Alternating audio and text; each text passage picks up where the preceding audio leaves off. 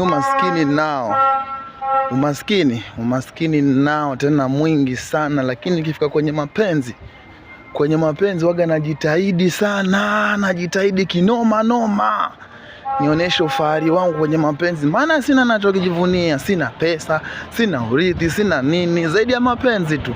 Oya, yani najishaua kinoma noma kwenye mapenzi, yani malavidavi tu, hautakoma.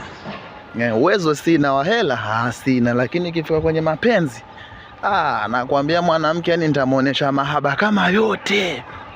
Huo ndio rasilimali yangu, yani ndio niko nayo. Maana hela sina, nisemeje?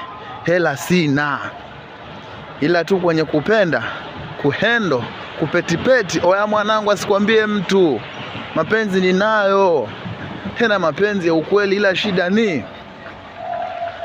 madada wa siku hizi bwana. Mapenzi yangu ya ukweli yanakuwa kama kwao ni kama nacheza kamari, wanaona kama hawana faida, wanahitaji hela.